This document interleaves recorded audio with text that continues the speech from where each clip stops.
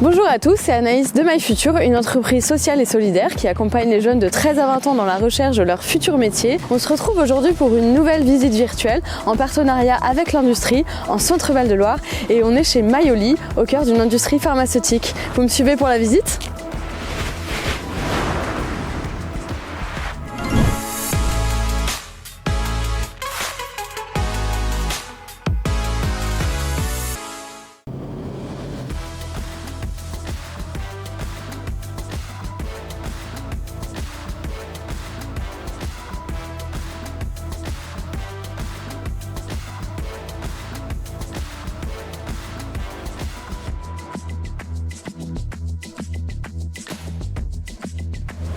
Avant de retrouver Loris pour l'interview, je vais tout de suite le retrouver dans les vestiaires pour voir comment il s'équipe. Bonjour Loris. Salut. Merci de m'accueillir ici. Eh bien, bienvenue. Est-ce que tu peux me montrer comment tu t'équipes ? Pas de problème. Je te suis. De contamination et donc on fait en sorte de bien les nettoyer. Donc ensuite, on arrive dans le sas habillage. Donc je vais avoir plusieurs étapes. Le principe, c'est de s'habiller de la tête aux pieds.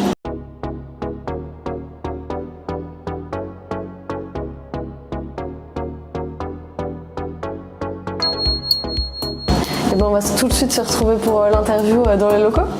Ok. Tout à l'heure. Je me trouve actuellement dans la salle de pause, très jolie salle de pause d'ailleurs, et je vais tout de suite retrouver Loris qui est responsable opérationnel du secteur production si je ne me trompe pas. Oui, c'est ça, c'est plus simplement responsable de production. Ok, et alors est-ce que tu peux m'expliquer en quoi consiste ton métier ? C'est quoi ton métier en fait ? C'est la gestion des équipes, du bâtiment dans lequel je travaille pour garantir une bonne production, c'est-à-dire faire en sorte que tout se passe bien, que tout le monde travaille bien, qu'il y ait une bonne organisation et qu'on puisse sortir les produits en temps, en heure, en respectant les normes qualité, qu'ils soient de bons produits et également garantir la sécurité de l'ensemble du personnel. Ok, alors tu dis que tu travailles dans un certain bâtiment avec certains produits, est-ce que tu peux me préciser, toi c'est quel bâtiment, quel produit ? Alors, ici sur le site de Mayoli à Dreux, je travaille sur ce qu'on appelle le bâtiment 8, en fait c'est un bâtiment qui est dédié à la production du Smecta. D'accord, ah oui. Donc on voit très bien, c'est le médicament quand on a mal au ventre. Ouais, c'est ça. Nous, on est dans le transit, nous. Ok, super, c'est parfait. Je connais. Très bien. Et alors, tu gères une équipe de combien de personnes ?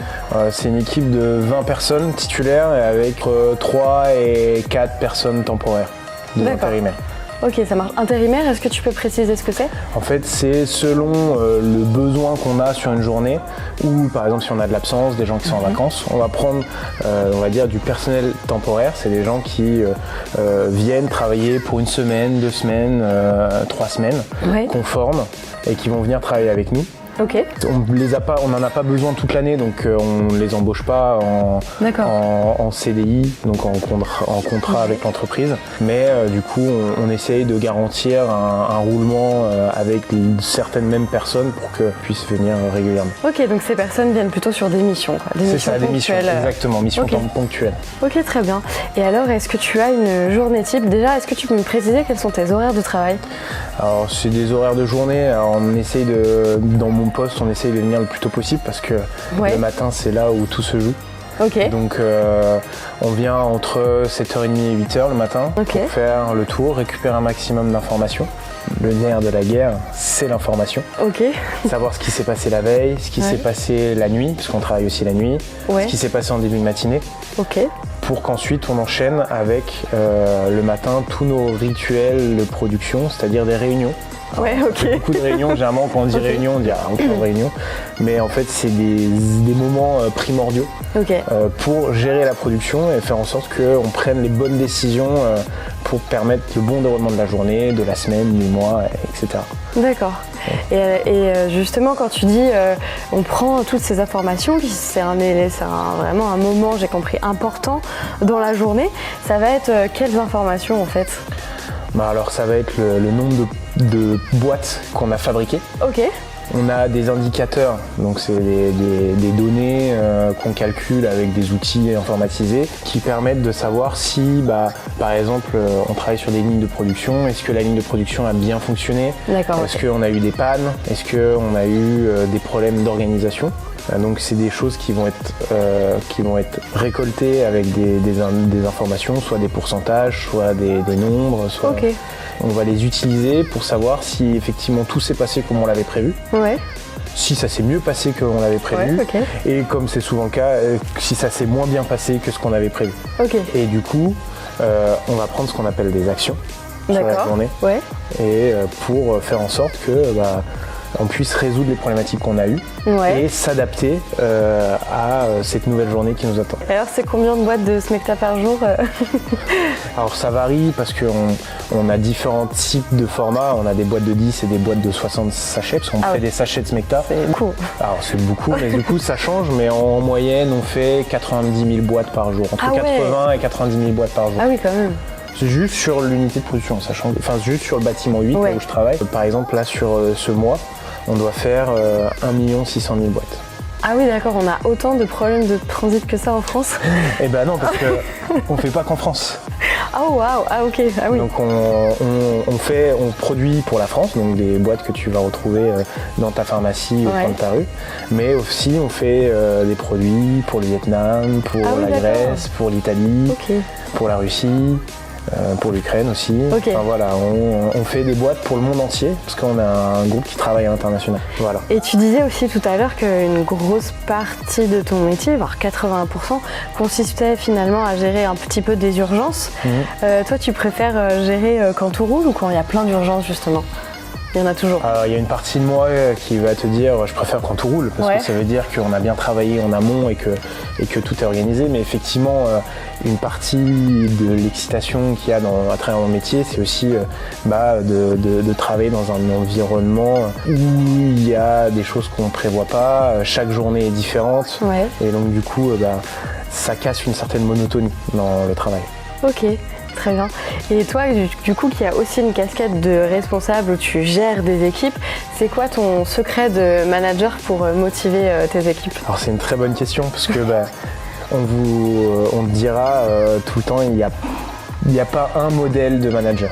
Parce qu'en fait, on est tous des êtres humains et on a tous une manière de penser, une manière de réfléchir et du coup une manière de réagir aux événements. C'est la transparence, l'honnêteté par rapport à ce qu'il y a à faire, ce que j'attends d'eux, et aussi la responsabilisation. D'accord. C'est un mot un peu complexe, mais c'est-à-dire pas je leur donne des ordres et ils font, c'est je leur donne des outils et un objectif à atteindre, et du coup par leurs compétences et par leur savoir-faire, ils réalisent ces objectifs. D'accord, donc ils ont une grande part d'autonomie en fait. Oui. Ok, ça marche. Quand ils ont atteint un niveau de formation, mais forcément quelqu'un qui vient d'arriver dans l'entreprise, je vais pas le laisser. On ne va pas le laisser se débrouiller tout seul, mais la plupart des gens qui travaillent avec moi sont des gens qui sont là depuis plusieurs années, donc ils connaissent leur métier. Et ils attendent de moi plutôt que je leur donne un cap à tenir, et plutôt que je sois derrière eux à leur dire tu fais ça à tel moment, tu fais ça à tel moment. Ok, très bien. On va revenir maintenant un petit peu sur toi, ton parcours, ta formation. Quelles études as-tu faites ? J'ai fait un bac scientifique. Et donc après, je suis rentré en prépa intégrée, donc directement en école d'ingénieur, à Polytech. C'est un réseau d'écoles d'ingénieurs, c'est pas Polytechnique. C'est pas mal quand même. Ça va, c'est bien. Donc je suis rentré à Polytech Orléans. Non, d'abord Polytech Grenoble, pardon. C'est moins bien du coup. Non, Polytech Grenoble d'abord, parce que je suis de Lyon à la base, pas d'ici. Mais à Polytech Grenoble, où j'ai fait 2 ans de prépa intégrée. Et donc je suis rentré après, donc à la suite de ces 2 ans, je suis rentré à Polytech Orléans, dans une filière qui s'appelle le génie industriel, donc travailler dans l'industrie, et appliqué aux industries pharmaceutiques, cosmétiques et agroalimentaires, c'est-à-dire la nourriture. La nourriture, très bien. Voilà. Est-ce que tu peux nous donner une fourchette de salaire pour ton poste? Peut-être un niveau débutant et avec les perspectives d'évolution? Ce qui est souvent la problématique avec ça, c'est que quand on est en école d'ingénieur, et moi je l'ai perçu, on nous dit quand vous avez tel diplôme, vous méritez ça, comme ça. Oui, c'est vrai. Mais des fois c'est pas forcément vrai, parce que ça dépend de l'entreprise, ça dépend de la région dans laquelle on est, parce que le niveau de vie à Paris, c'est pas le même qu'à Dreux ou qu'ailleurs. Donc la fourchette en net mensuel, on est entre 2400 net à parfois 3000 net. Ça peut varier. Pour un débutant, Parce qu'il y a aussi, selon si la personne fait des équipes, travaille très tôt le matin ou très tard le soir ou travaille la nuit, il y a aussi des choses qui rentrent en compte là-dedans. Ok, et donc qui augmente le salaire de base. Qui augmente le salaire. Ok, très bien. Eh ben, merci beaucoup pour ton intervention, Laurie, c'était hyper intéressant. Merci à toi. Et moi, je te laisse pour la suite de la visite. Génial. Et je vais tout de suite retrouver Frédéric, qui est coordinatrice contrôle qualité en microbiologie. Bonjour Frédéric. Bonjour. Alors, est-ce que tu peux m'expliquer en quoi consiste ton métier ? Oui, bien sûr. Donc, je travaille au laboratoire de microbiologie, contrôle qualité. Donc, nous faisons des analyses sur des matières premières, des produits finis. Donc, matières premières qui rentrent dans la fabrication du médicament, qui sera ensuite vendu en pharmacie. Nous faisons donc des contrôles, on recherche des bactéries, des levures moisissures, bien sûr, si elles sont présentes ou pas dans le produit fini ou la matière première. D'accord, ok. Et quand tu dis microbiologie, très rapidement, est-ce que tu peux me définir ce que c'est ? Eh bien, donc, on parle de bactéries, de levures moisissures. Donc là, il n'y a aucun virus. Il peut y avoir aussi des levures qu'on retrouve dans l'environnement de notre travail. Donc on va faire des contrôles en zone de production, aussi bien des contrôles d'air environnement ou de surface. Sur des pièces qui sont nettoyées avant fabrication du médicament. D'accord, en fait pour que tout soit propre en fait. Pour que tout soit propre. Ok, ça marche. Et l'idée c'est que ces levures du coup et ces bactéries elles ne soient pas présentes, c'est ça ? Alors, il y en aura, mais nous avons des normes à respecter et nous ne faisons pas des produits stériles. Donc si on a des germes, c'est pas grave. C'est vraiment l'environnement des zones de travail. Ok, donc les germes, c'est justement ces fameuses bactéries, c'est ça ? Voilà, qu'on a aussi sur la peau. Oui, qu'on a finalement partout. Partout, voilà. Ouais, ok, ça marche. Donc sont pas évidemment dangereuses. Elles ne sont pas dangereuses et puis on met des barrières quand même. On a des habits, des blouses, des pantalons, des masques, des gants pour éviter toute prolifération sur le médicament.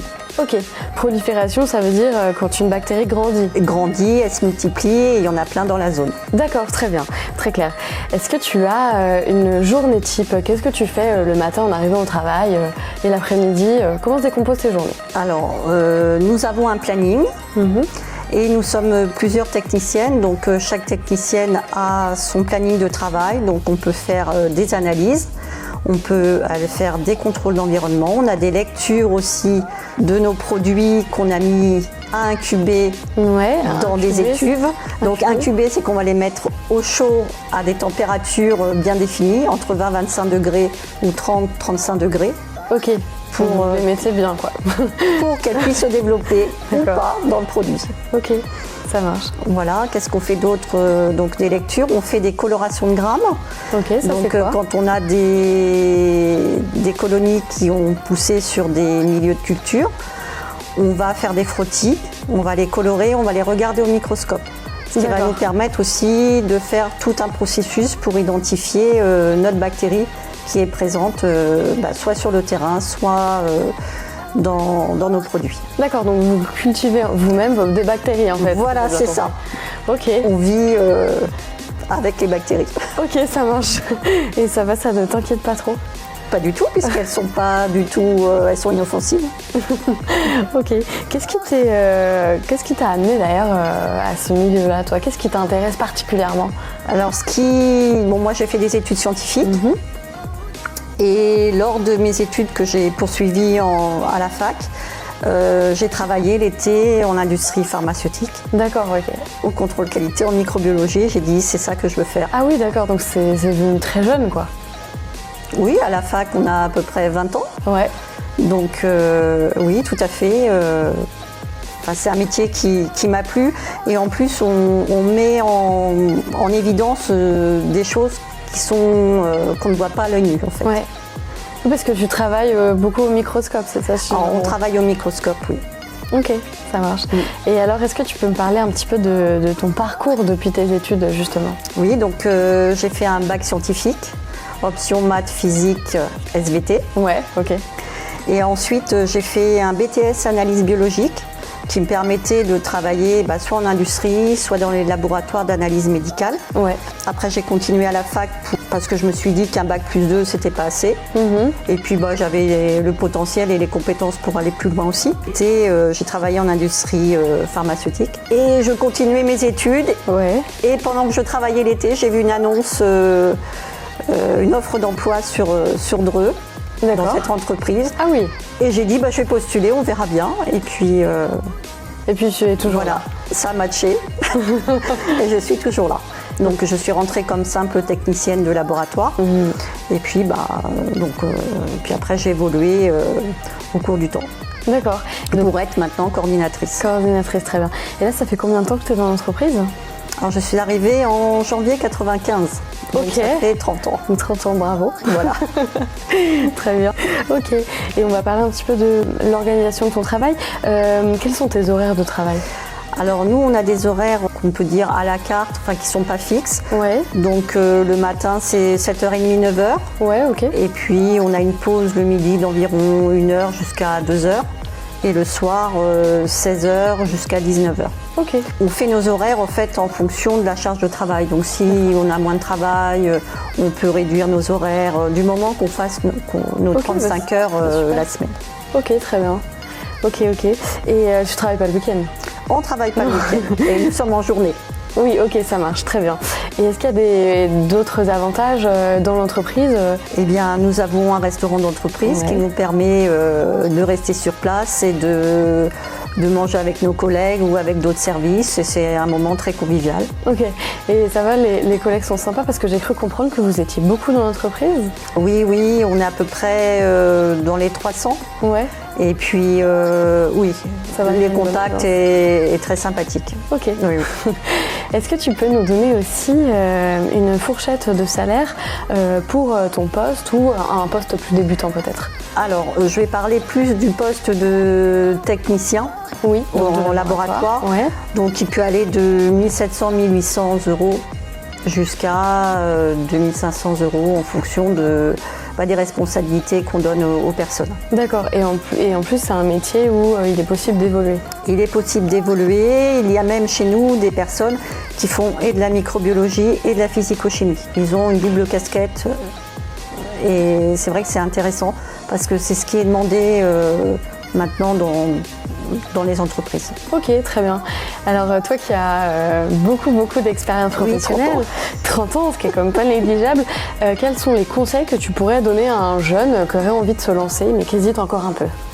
Pour travailler dans un laboratoire, je pense qu'il faut qu'il soit dynamique, qu'il ait de la rigueur, qu'il soit organisé et qui aime travailler en équipe parce qu'il ne sera pas tout seul. Et je pense que c'est important d'avoir une bonne collaboration avec les autres techniciens. Ok. Après, c'est un métier où on progresse, où on apprend certaines choses au départ et puis si ça se passe bien, on peut passer sur d'autres analyses. Très bien, eh bien merci beaucoup. Et moi, je vais poursuivre la suite de la visite en rencontrant d'autres de tes collègues. Eh bien, je retrouve maintenant Elodie, qui est chef de projet industrialisation. Bonjour Elodie. Bonjour. Alors, est-ce que tu peux m'expliquer en quoi ça consiste, chef de projet industrialisation ? Bien sûr, chef de projet industrialisation, c'est quelqu'un qui va avoir pour rôle d'encadrer les projets, de faire en sorte que ça se passe bien, d'assurer la réussite des objectifs en termes de qualité, de coût et également de délai. Et ça va permettre de faire le lien entre chaque acteur du projet. On travaille sur des projets qui sont souvent des longs projets parce qu'on est en pharmaceutique, donc souvent quelques années avec les délais réglementaires. C'est vraiment une sorte de rouage qui va permettre de faire le lien entre tout le monde. Ok, donc ton rôle c'est un peu celui d'un chef d'orchestre. C'est ça, exactement. Si je comprends bien. Tu parles de rouage aussi, donc très chef d'orchestre finalement. Exactement. Ok. Et alors, on parle de quel projet quand tu dis que tu travailles sur des produits, des projets, on parle de quoi très concrètement ? Ça va être des projets pharmaceutiques, donc sur des médicaments. Ça peut aussi être des compléments alimentaires, et également des dispositifs médicaux. Ok. Et ça va être soit sur des nouveaux produits, donc dans ce cas, créer un nouveau médicament. Okay. Ça peut également être de la rénovation de produits qui sont déjà existants. D'accord. Donc au bout de quelques années, on peut potentiellement se dire qu'il faut faire des changements sur un médicament. Et dans ce cas, c'est de la rénovation. Sinon, ça peut aussi être des transferts de médicaments quand on doit notamment changer de site de production. Donc on va passer de l'un à l'autre, il faut vérifier que tout se passe bien pour le passage et pour pouvoir produire le médicament sur le nouveau site. Ok, d'accord. Donc toi tu travailles un petit peu sur tous ces projets-là. Tu dirais que ça représente quoi à peu près? Est-ce que tu crées plus de médicaments? Est-ce que tu rénoves plus de médicaments? Alors là, ça dépend complètement des projets actuels. Là, pour moi, en tout cas, c'est plus des nouveaux médicaments ou de la rénovation. Pour l'instant, j'ai pas encore beaucoup travaillé sur des transferts. Je pourrais complètement être amenée. J'ai des collègues qui travaillent sur des transferts. On a vraiment de tout. C'est ça qui est super intéressant. C'est parce qu'on a plein de projets très divers en cours. Ok. Et c'est quoi, toi, ton moment préféré dans un projet? Est-ce que c'est le tout début ou est-ce que justement c'est de voir le nouveau médicament enfin créé? Eh ben, c'est intéressant comme question parce que dans les projets pharmaceutiques, c'est vraiment long. Et ce qui est intéressant, c'est justement l'ensemble de toutes ces phases. Au début, on est là à chercher des nouvelles formules. Très intéressant parce qu'on choisit ce qu'on va mettre dedans. On a les premières analyses qui sont faites. Mine de rien, à la fin, après, on continue, on fait les essais industriels. À la fin, quand on finit par avoir vraiment le médicament en face de soi, c'est sûr que c'est vraiment... On se dit, ça fait des mois qu'on travaille dessus et il est enfin là. Et alors après, il y a tous les délais réglementaires pour le mettre sur le marché. Mais c'est vrai que la première fois qu'on a un lot qu'on peut voir par exemple dans une pharmacie, on est super content parce qu'on se dit ça fait des années qu'on bosse dessus et il est enfin là. Il est enfin arrivé en pharmacie. C'est ça. Et du coup, tu le testes. C'est ça. Ça arrive. Et tu te dis, ah bah c'est moi qui ai choisi ce qu'il y a dedans. C'est super. Ouais, bah voilà, c'est ça. C'est un peu gratifiant. On se dit, c'est grâce à nous qu'il a été fait. Et c'est sûr, c'est très intéressant. Ok. C'est quoi ton plus beau médicament jusqu'à présent? Alors là, je viens de démarrer, donc moi mes médicaments ne sont pas encore sortis. Après, il y a eu notamment il n'y a pas si longtemps, je me souviens, toute l'équipe qui était super contente pour le Smecta menthe citron, qui est justement là dans les officines. Ça peut paraître pas grand chose, mais pour nous, comme ils ont travaillé dessus, ils étaient tous à dire ça y est, il est sorti. Donc on était tous à regarder un petit peu dans les pharmacies. Ah oui, il est là. Prendre des petites photos. Voilà, c'est ça. On a acheté une boîte pour se dire on va tester dès qu'on en aura besoin. Ok. Donc, voilà. Et chez toi après tu as une armoire avec tous les médicaments que tu as fabriqués de tous les ans. Je pense à un bout d'un moment je vais tous les faire la collection. Pour ceux qui sont pas sur prescription, tous ceux qui sont parce que là je parle de ceux qui sont en vente libre, c'est sûr que c'est pas forcément des médicaments en vente libre, des fois ça peut être sur prescription et dans ce cas on peut pas juste les prendre. Ok, très bien. Voilà. Hyper excitant en tout cas cet aspect-là. Est-ce que tu peux me parler un petit peu aussi de tes études, de ton parcours? Bien sûr. Déjà, quelles études as-tu faites? Alors du coup moi j'ai fait un baccalauréat scientifique à l'époque, donc avec les nouvelles réformes et les nouvelles études, ça correspondrait, vu ce que j'ai fait plus tard, à prendre option SVT, physique chimie et maths complémentaires. Ok. Après, à la suite de mon baccalauréat, je suis partie 2 ans en prépa BCPST. Ok, qu'est-ce que c'est BCPST? BCPST, c'est les prépas véto, biologie, c'est une prépa scientifique, biologie, chimie, physique, c'est les grandes lignes. Ouais. Mais à la suite de cette prépa, je me suis réorientée en pharmacie. Donc là, c'est un cursus, j'ai fait une première année commune aux études de santé, la PACES à l'époque. Ouais. Et donc j'ai enchaîné avec 5 ans d'études de pharmacie. Et à la suite de ces études de pharmacie, j'ai fait un double diplôme pharmacien-ingénieur en 2 ans. Et j'ai pu faire ce double diplôme en alternance, justement chez Mayoli. Ah ok, d'accord. Donc j'ai fait 2 ans d'alternance chez Mayoli. Et c'est à la suite de cette alternance que j'ai été recrutée en tant que chef de projet industrialisation. Donc je suis depuis 2 mois chef de projet industrialisation. Ok, félicitations déjà. Merci beaucoup. Est-ce que tu travaillais déjà dans ton alternance sur des projets d'industrialisation? Oui. C'était déjà ta spécialité, c'est ça? C'était déjà. En fait, j'étais chargée de projet, donc je travaillais en support du chef de projet. Donc en fait, là, j'ai pu continuer notamment sur un de mes projets où je travaillais déjà depuis 2 ans. Donc j'ai pu prendre la suite en tant que chef de projet notamment. Ok, donc si je comprends bien, en fait, dans ton métier, il y a 2 aspects. Le côté chef de projet et le côté pharmacie, très laboratoire un petit peu aussi, non? C'est ça, c'est que en fait on a le côté chef de projet où on va faire de l'encadrement, beaucoup de discussions, de réunions, mais on va ici aussi accompagner tout ce qui est essais pharmaceutiques, on va suivre, donc ça c'est avec les différentes équipes, on a aussi des équipes qui nous accompagnent, l'équipe formulation, Formulation, c'est ceux qui décident ce qu'on va mettre dedans. Procédé, donc procédé, c'est choisir comment on va fabriquer le médicament. Enfin, on a aussi l'équipe analytique qui nous accompagne beaucoup. Donc en fait, on fait beaucoup de réunions et chacun fait un petit peu ce qui est sa spécialité. Et nous, derrière, on récupère les informations. On arrive à mettre tout en commun pour que le projet avance. Okay. Et tu dirais que c'est quoi les qualités essentielles d'un bon chef de projet ? Alors les qualités essentielles, je dirais que c'est des choses qui peuvent se développer. Je pense que c'est très important d'être curieux déjà dans un premier temps. Oui, de s'intéresser aux choses et quand il y a des problématiques, d'essayer de savoir, d'être prêt à chercher pourquoi il y a pu y avoir un problème.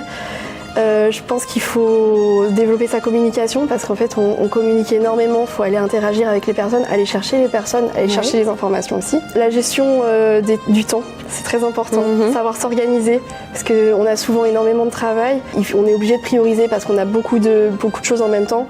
Il faut vraiment être capable de faire la différence entre les choses qu'il faut faire vraiment de manière urgente, les choses qui peuvent attendre, mais oui, bien savoir gérer son temps. Après, il y a plein de qualités qui peuvent servir, il y a le leadership aussi, être capable de prendre des décisions, c'est très important. Et être capable d'écouter les autres aussi. C'est pas seulement imposer ses décisions, c'est aussi être capable d'écouter ce que pensent les autres et de moduler et de faire en sorte que le mieux ressorte des discussions, je dirais. Ok. Si tu devais comparer ton travail, par exemple, à une série ou un jeu vidéo, ce serait quoi ?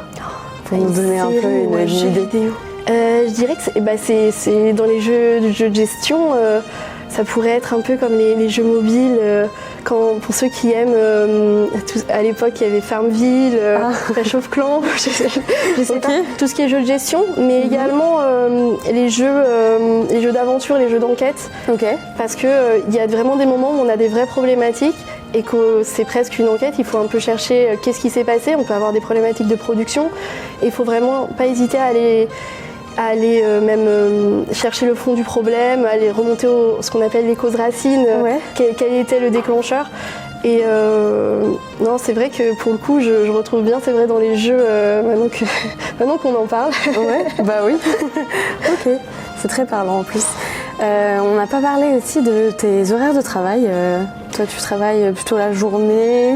Alors oui, moi c'est de l'horaire de journée, donc là je peux parler pour tout mon service développement, industrialisation.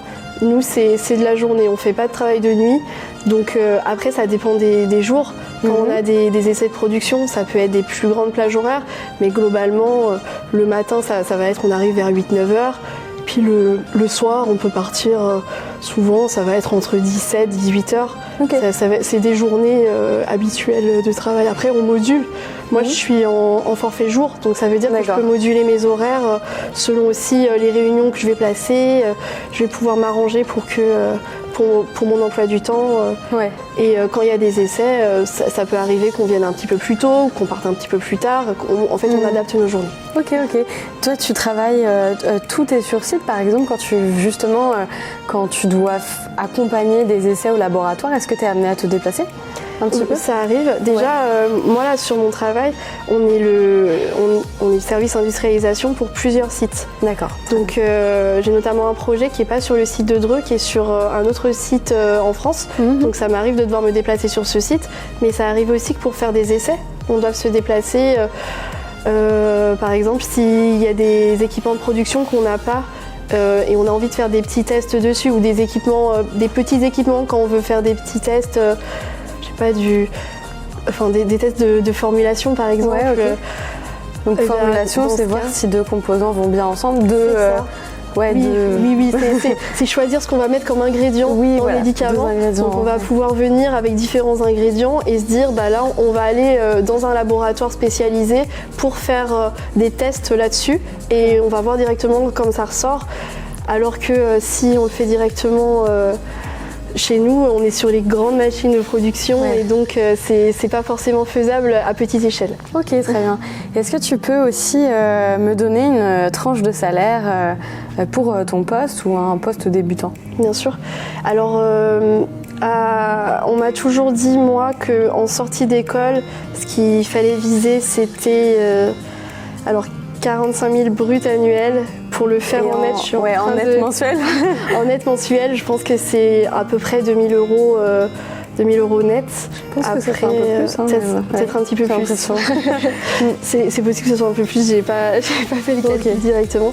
Mais par contre, c'est hyper variable. Comme on est dans l'industrie, c'est vrai que selon les spécialités, les postes, notre expérience, parce que moi par exemple, j'ai pu faire valoriser aussi le fait d'avoir fait une alternance avant. C'est sûr que ça peut être vraiment variable. Et puis, il y a plein de facteurs qui rentrent en jeu au moment de la rémunération. Donc, je pense qu'il ne faut pas forcément se fixer sur le salaire, et en plus, il peut largement évoluer. Enfin, c'est vraiment... Et puis évoluer rapidement du coup, avec son exemple. A priori, aussi. Alors moi je viens de commencer donc je pourrais pas vous dire, mais a priori oui, il peut évoluer. Il y a plein de postes possibles et en tout cas ça peut vraiment être très variable. C'est pour ça que j'insiste dessus. Ok. Et dernière question, si par exemple tu avais un projet un peu fou que tu voudrais industrialiser, ce serait quoi? Un projet fou à industrialiser? Ouais. Après, on est toujours rêveur sur les médicaments qui vont tout révolutionner, les médicaments pour soigner le cancer, sur des maladies graves, peut-être des traitements où on n'a pas encore la possibilité de soigner. Et c'est sûr que donc nous ici, on est plus sur de la santé familiale, donc c'est plus les médicaments qui vont être vente libre, beaucoup d'actifs à base de plantes. Mais c'est sûr que industrialiser un médicament qui permettrait de soigner des grosses maladies comme le cancer ou de, je sais pas, réduire la faim dans le monde, c'est sûr que ça serait sympa. J'ai un médicament. Non mais c'est vrai qu'on évolue encore tous les jours au niveau des médicaments et c'est vrai que de voir là, rien que dans les 10 dernières années, tous les nouveaux traitements qui sortent, c'est vrai que c'est pour ça que le milieu pharmaceutique, je trouve que c'est quelque chose qui fait un petit peu rêver parce que je suis sûre que dans les prochaines années, il y aura encore des nouvelles choses, on en apprend tous les jours et c'est pour ça que ça me plaît aussi. Ok, donc tu conseilles? Ah bah bien sûr. Merci beaucoup Elodie en tout cas. C'est déjà fini pour aujourd'hui, on espère que cette nouvelle visite virtuelle vous a beaucoup plu. En tout cas, nous oui. N'hésitez pas, comme d'habitude, à poser toutes vos questions dans le chat, on y répondra avec plaisir. Et vous pouvez aussi nous suivre sur tous nos réseaux, TikTok, Insta et LinkedIn. Et puis moi, je vous dis à bientôt pour une nouvelle visite. Salut!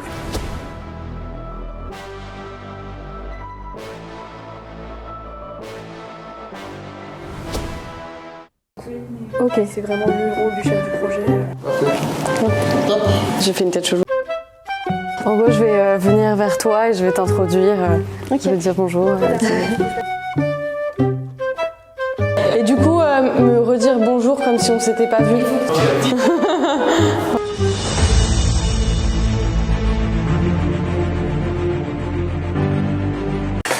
Ah bah voilà.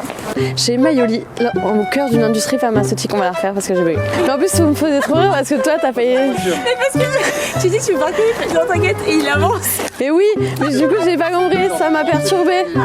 Ah donc. Ça m'a fait mourir de rire. Je me suis dit, qu'est-ce qu'il fait? Bon, vas-y, on recommence. Justement, je vais un peu avancer. Ok, ça roule. Ça, on rejoint. Ouais, ça, on se rejoint. Et quand t'arrives ici, on arrête. On s'arrête. Allez.